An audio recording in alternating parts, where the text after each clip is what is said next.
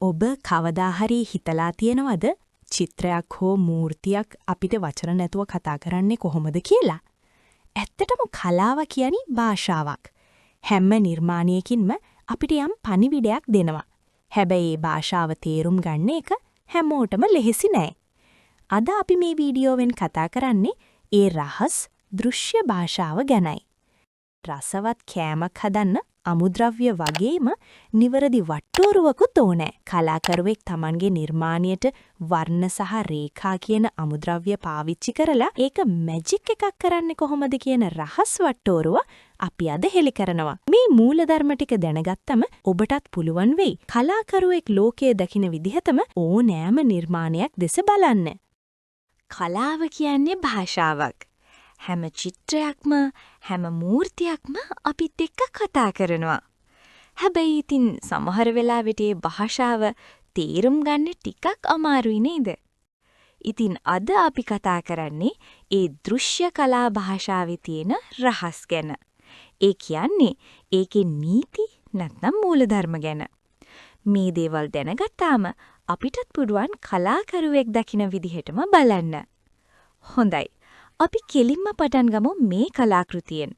බලන්නකො මේ දිහා. හිතට මොකක්ද ප්‍රබල හැඟීමක් එනවා නේද? ඒක නිකන් අහම්බයක් නම් නෙවෙයි. මේකේ තියෙන හැම දෙයක්ම ඒ කියන්නේ කලාකරුවා අපේ ඇස මෙහෙයවලා තියෙන විදිහ, හැම දෙයක්ම එකට සම්බන්ධ කරලා තියෙන විදිහ, ගැඹුරක් නිර්මාණය කරලා තියෙන විදිහ. අන්නේ හැම දෙයක්ම පිටිපස්සේ තියෙන්නේ අපි අද කතා කරන්න යන දෘශ්‍ය කලා මූලධර්ම තමයි.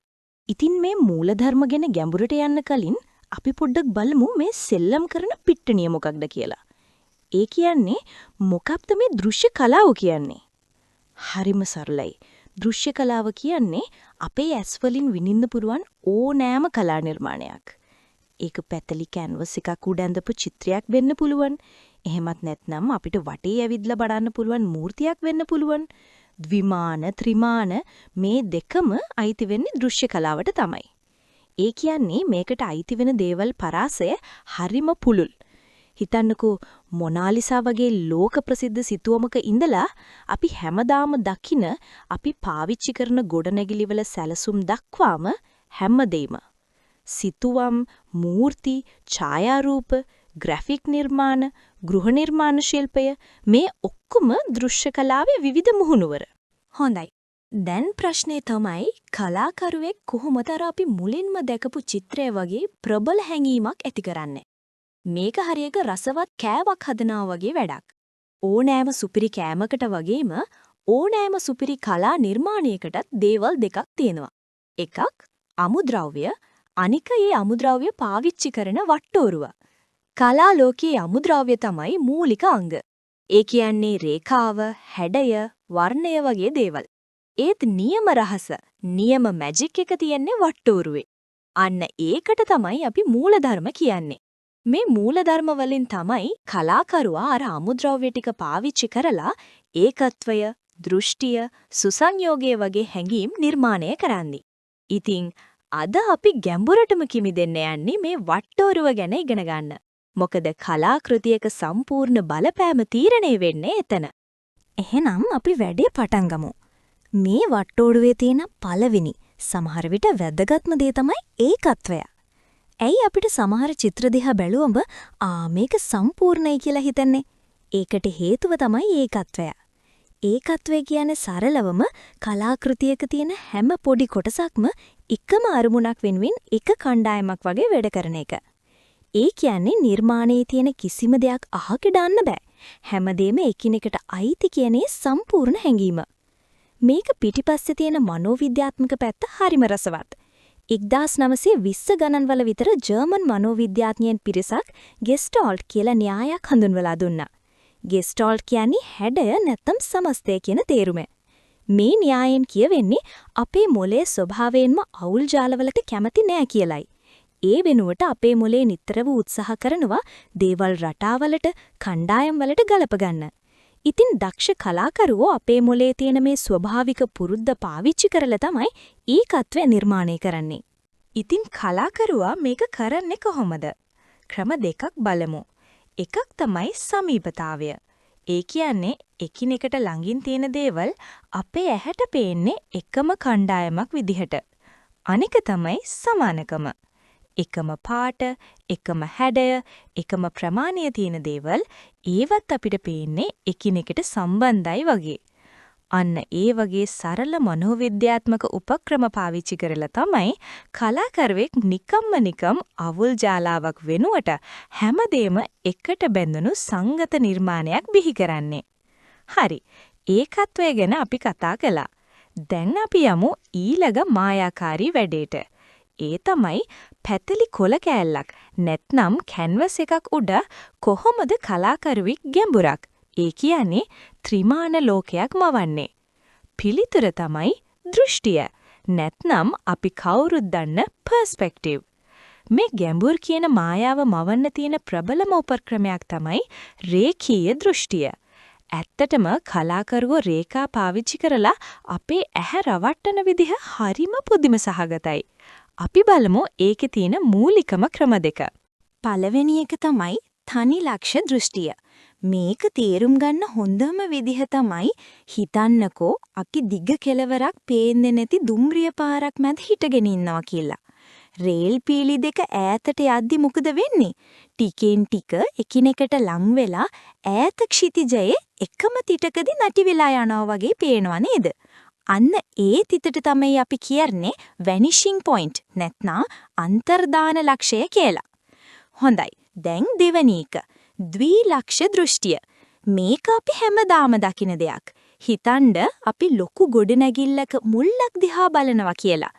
එතකොට පේනවා නේද? ඒ ගොඩනැගිල්ලේ වම් පැත්තේ රේඛා එක පැත්තකටත් දකුණු පැත්තේ රේඛා තව පැත්තකටත් ඈතට දිවෙනවා වගේ. මෙතන තියෙන්නේ අන්තර්දාන ලක්ෂ්‍ය එකක් නෙවෙයි දෙකක්. අන්න ඒකයි ද්විලක්ෂ දෘෂ්ටිය කියන්නේ.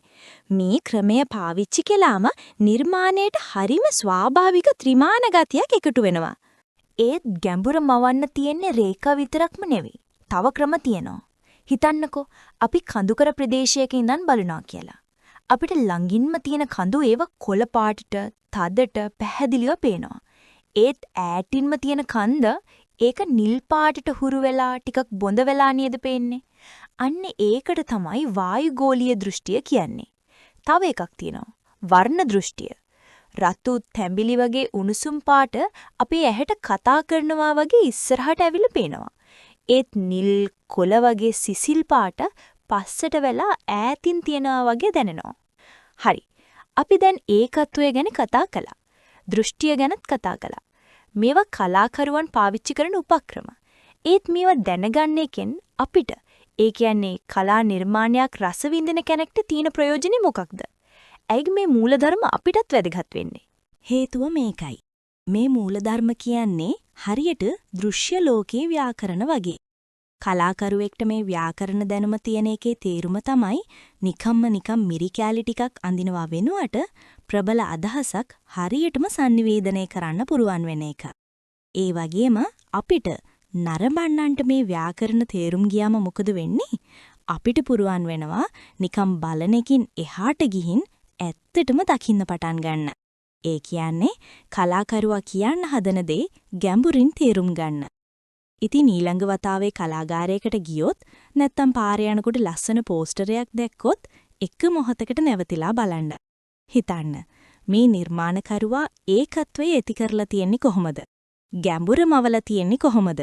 එතකොට පෙනේවි ඒක නිකම් රූපයක් නෙවෙයි ඒ පිටිපස්සේ තියෙන සෑහෙන සවිඥානික තීරණ ගොඩක් කියලා. එතකොට අපිටත් පෙනේවි කලාවේ රහස් භාෂාව. අද අපි ඉගෙනගත්තු මේ හැම දෙයක්ම හරියට දෘශ්‍ය ලෝකයේ ව්‍යාකරණ වගේ. මේ ව්‍යාකරණ ගැන අවබෝධයක් තියෙනකොට අපිට පුරුවන් නිකම්බ රූපයක් දැස බලනව වෙනුවට කලාකරුවා කියන්න හදන දේ ගැඹුරින්ම දකින්න. ඉතින් ඊළඟ වතාවේ ඔබ කලාගාරයකට ගියොත් එහෙමත් නැත්නම් පාරේ යනකොට ලස්සන පෝස්ටරයක් දැක්කොත් මොහොතකට නැවතිලා බලන්න. ඒ නිර්මාණකරුවා ඒකත්වයේ සහ ගැඹුරමවන්න මොන වගේ සවිඥානික තීරණ අරන්ද කියලා හිතලා බලන්න. අන්න එදාට ඔබටත් කලාවේ රහස් භාෂාව හොඳින්ම ඇහෙන්න පටන් ගනීවි. මේ වගේම කලාවේ සහ නිර්මාණශීලීත්වයේ සැඟවුණු රහස් තවදුරටත් දැනගන්න කැමති නම් අපේ channel එක subscribe කරලා දිගටම අපිත් එක්ක එකතු වෙන්න. වීඩියෝව ගැන ඔබේ අදහස පල්ලෙහායින් කමෙන්ට් කරන්න අමතක කරන්න එපා. තවත් මෙවැනිම වටිනා පාඩමකින් ඉක්මනින්ම හමු වෙමු.